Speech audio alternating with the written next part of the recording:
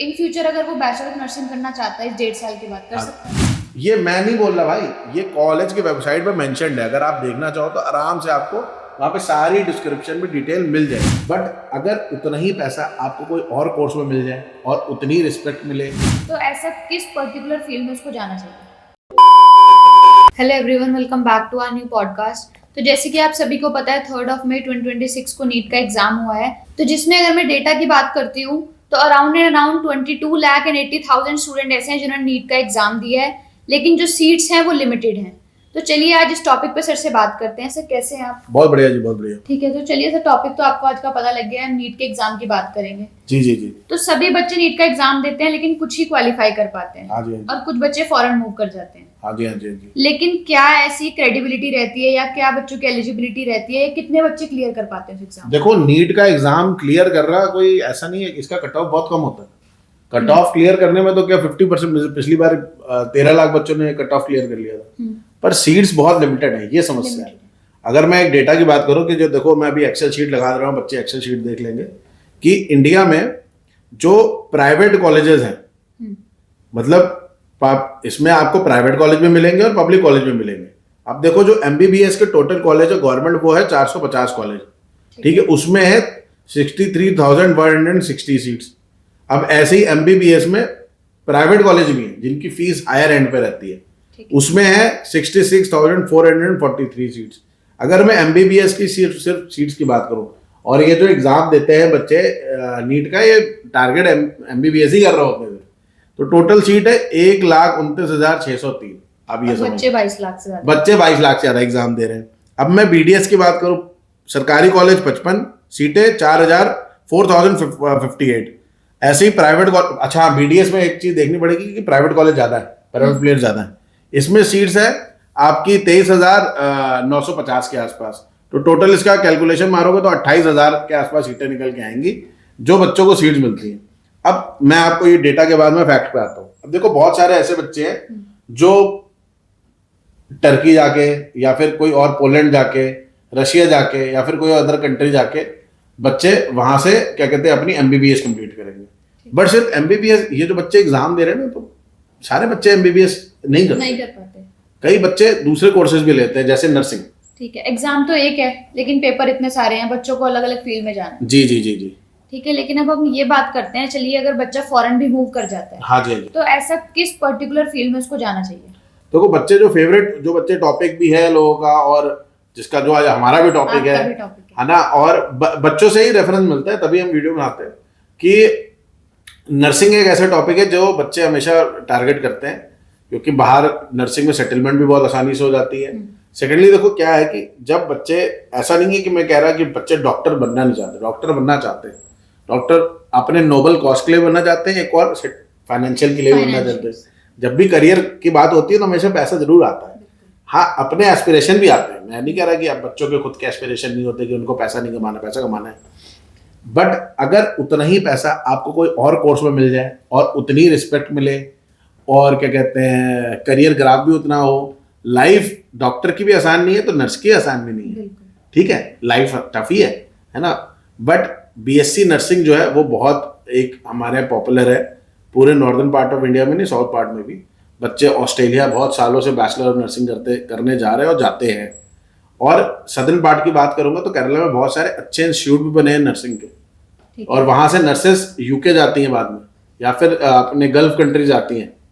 तो मैं आज हम ये कंपेयर करेंगे कि अगर कोई बच्चा बैचलर ऑफ नर्सिंग करने का प्लान कर रहा था ऑस्ट्रेलिया में, और because of the internal politics में बोलूं, या फिर प्रेजेंट सिनेरियो बोलूं, या फिर जो भी सिचुएशन चल रही है वीजा की, because visa approval is high, मतलब बहुत लो है नॉर्दर्न पार्ट ऑफ इंडिया में। तो मैं उन बच्चों को ये बताना चाहूंगा कि जो बच्चे बीएससी नर्सिंग टारगेट कर रहे थे ऑस्ट्रेलिया में, अब वो वहां पे अगर ऑप्ट नहीं कर पा रहे तो अल्टरनेट पाथवे क्या है भाई, कहाँ जाए कि उतना करियर ग्राफ भी मिल जाए, कल को ऑस्ट्रेलिया मूव होना तो ऑस्ट्रेलिया हो जाए। तो उनका पहले बात तो मैं एलिजिबिलिटी पे आता हूँ, बड़ा आसान है। अगर, और मैं ये एकदम प्रमोट नहीं कर रहा। तो सर प्रमोट नहीं कर रहा से मतलब क्या है कि आप ऑस्ट्रेलिया प्रमोट नहीं कर रहे, या बच्चों को बीएससी नर्सिंग ऑस्ट्रेलिया में जाने के लिए मना कर रहे हैं? नहीं, ऐसा नहीं है, मैं मना नहीं कर रहा। देखो, मैं मना करने वाला बनता ही नहीं हूँ। मैं मना करूंगा बच्चा कहीं और चला जाएगा। मेरा काम है इस प्रेजेंट सिनेरियो के हिसाब से बच्चों को राय भी देना, जो राय उनको फ्यूचर में काम है। अगर बच्चे कहते नहीं हमें तो ऑस्ट्रेलिया जाना है, अरे वीजा ही नहीं मिल रहा तो कैसे जाओ। देखो तुम्हें पढ़ने जाना है ऑस्ट्रेलिया, एकदम करेक्ट।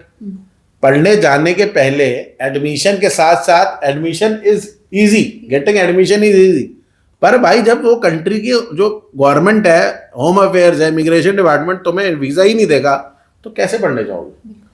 अगर इसी का अल्टरनेटिव मैं न्यूजीलैंड में एक्सप्लेन करना चाहूंगा कि जो देखो जो बच्चे ऑस्ट्रेलिया में बीएससी नर्सिंग कर रहे हैं तो उनके पेरेंट्स के पास 40-50 लाख रुपए इतना ही है। आज की डेट में तो 50 लाख रुपए चाहिए भाई, डॉलर रेट 70 पहुंच गया है। 50-52 लाख रुपए मिनिमम होंगे तभी आप पढ़ाई कर पाओगे। तो उनके लिए अल्टरनेट ऑप्शन है इनरोल्ड नर्स का न्यूजीलैंड में। तो सर इनरोल्ड नर्स तो आपने बोल दिया, लेकिन क्या आपको पता है रजिस्टर्ड नर्स और इनरोल्ड नर्स का डिफरेंस क्या है? क्यों बच्चा टारगेट करेगा, आप ये बताइए। नहीं मुझे पता है। देखो बच्चे और इनको भी बताओ ऑडियंस को भी बताऊंगा। देखो रजिस्टर्ड नर्स ना it is a senior post. Registered nurse के अंदर मतलब मैं बात करूंगा कम से कम 7-8 या 10 इनरोल्ड नर्सेज जॉब करती हैं। बट मैं ये ऑप्शन क्यों दे रहा हूँ? Because of the financial perspective. अब यार तुम्हारे पास 50 लाख रुपए है, पेरेंट्स इतने ही है 30-40-50 लाख रुपए इकट्ठा कराओ उन्होंने बच्चे की पढ़ाई के लिए, इतना फंड शो करेंगे। अब न्यूजीलैंड में अगर आपने 3 साल की बैचलर डिग्री इनरोल करनी है, ठीक है बैचलर ऑफ नर्सिंग, तो आपके पास आज की डेट में 85 लाख रुपए होना चाहिए, 85 लाख रुपीज होने चाहिए। कि न्यूजीलैंड में 3 साल के पूरे फंड दिखाने होते हैं, 3 साल के पूरे लिविंग एक्सपेंस दिखाने होते हैं। इसलिए अगर आप कैलकुलेशन मारोगे तो 1 साल का अगर मैं 28-29 लाख रुपए भी लेता हूं तो 3 साल का 85 लाख रुपीज बनता है मोटा मोटा। तो अगर वो चीज नहीं है आपके पास तो आज की डेट में आप इनरोल्ड नर्स का 1.5 साल का डिप्लोमा ले सकते हो। 1.5 साल का डिप्लोमा लोगे तो आपको 2 साल का वर्क परमिट मिलेगा। और इनरोल्ड नर्स जो कोर्स है that is a green list course, आपको रजिस्ट्रेशन तो मिल ही रही है ना। तो चलिए सर अब इसकी एलिजिबिलिटी की बात कर लेते हैं। देखो एलिजिबिलिटी तो +2 में आपके 60% चाहिए, ठीक है। और इसके साथ साथ आपका आइल्स का स्कोर जो है वो 6.5 ओवरऑल, 6.5 ईच होना चाहिए। पीटी न्यूजीलैंड के जो कॉलेजेस हैं वो एक्सेप्ट नहीं करते हैं, तो आपने आइल्स का एग्जाम ही देना है। जैसे मैं ऑस्ट्रेलिया में बच्चों को बोलता था पीटी ही दो, तो यहाँ मैं बच्चों को बोलूंगा आइल्स का एग्जाम दो। तो चलिए सर बच्चे ने 1.5 साल का इनरोल्ड नर्स का डिप्लोमा कर लिया, तो इन फ्यूचर अगर वो बैचलर ऑफ नर्सिंग करना चाहता है इस 1.5 साल के बाद कर सकता है? हाँ जी अलाउड है, प्रॉपर अलाउड है। और ये मैं देखो मैं तो बोल रहा हूँ आपने किसी भी कॉलेज की, देखो मैं तो बच्चों को एकदम क्लियर इंडिकेशन दे देता हूँ, आप किसी भी कॉलेज की वेबसाइट पे भी जाओगे ना तो जहां जहां इनरोल्ड नर्स का डिप्लोमा अवेलेबल है वहां नीचे ऑप्शन अवेलेबल है पाथवे टू बीएससी नर्सिंग, वो क्रेडिट ट्रांसफर दे देते हैं लेटर ऑन। देखो मैं कहता हूँ कि कितने एग्जाम्पल हो कि मैंने यहाँ 10 बच्चे इनरोल्ड नर्स के इस साल भेजे, अब 10 में से 8 बच्चे सेटिस्फाइड है कि भैया हम इनरोल्ड नर्स की नौकरी मिल गई, हम तो खुश हो गए। बट 2 बच्चे कह रहे हैं नहीं हमें और करियर ग्रोथ चाहिए, तो हाँ नर्सिंग के लिए, और उनकी फाइनेंशियल कैपेसिटी उस टाइम के लिए वो कोर्स को सपोर्ट कर रही है, पेरेंट्स के पास यहाँ पे सपोर्ट है। देखो 1.5 साल बाद पेरेंट्स भी पैसे अरेंज कर लेते हैं, बच्चे के लिए तो कर ही लेते हैं, तो आप 1.5 साल में पैसा अरेंज कर लो, वीजा एक्सटेंशन फाइल कर दो, वैसे भी 1 साल का ही आपको क्या कहते हैं वीजा मिलता है, और बीएससी नर्सिंग में एडमिशन ले लो। ये मैं नहीं बोल रहा भाई, ये कॉलेज की वेबसाइट पे मेंशन्ड है, अगर आप देखना चाहो तो आराम से आपको वहां पे सारी डिस्क्रिप्शन में डिटेल मिल जाएगी, आप पढ़ सकते हैं। हाँ वहां पे कंडीशन लिखा होगा, कंडीशन इसलिए लिखा हो कल को आप पता चला एग्जाम में फेल हो गए, आपने वीजा कंडीशन फॉलो नहीं करी, और इसके साथ साथ आप इनरोल्ड नर्स का सर्टिफिकेट ही नहीं मिल पाया आपको, तो वो सारी कंडीशन तो पूरी करनी पड़ेगी ना आपको। अगर आप कंडीशन पूरी करते हो तो आपको ऑप्शन अवेलेबल है पाथवे का। Exceptions are there. हाँ एक्सेप्शंस आर देयर। तो देखो ये मेरे तरफ से राय है बच्चों को कि जो बच्चे आज की डेट में ऑस्ट्रेलिया टारगेट कर रहे थे और वो नहीं कर पा रहे बिकॉज ऑफ सम रीजंस कि भाई उनको वीजा का प्रोस्पेक्ट है यहाँ पे गड़बड़ लग रहा है, वीजा श्योरिटी नहीं मिल रही, तो वो न्यूजीलैंड टारगेट कर सकते हैं इनरोल्ड नर्स का। Later on, they can qualify for be a bachelor of nursing, and once you attain registered nurse, once you become a registered nurse in New Zealand, उसके बाद आप चाहो तो registered nurse के आपको रजिस्ट्रेशन मिल गई ना, आप ऑस्ट्रेलिया में जा सकते हो, ठीक है, जॉब मिल जाए जॉब लेके चलेगा, कोई दिक्कत नहीं, बहुत आसान है भाई। बहुत सारी रजिस्टर्ड नर्स है न्यूजीलैंड में जो ऑस्ट्रेलिया में जॉब करती है because of the wage rate. ठीक है, thank you so much sir इतने रियल इनसाइट शेयर करने के लिए बच्चों के साथ। तो मैं बच्चों को बताना चाहूंगी कि अगर ऑस्ट्रेलिया में बीएससी नर्सिंग वो नहीं कर पा रहे हैं तो आप न्यूजीलैंड से इनरोल्ड नर्स का डिप्लोमा कीजिए एंड इन फ्यूचर ऑस्ट्रेलिया के लिए आप मूव कर सकते हैं।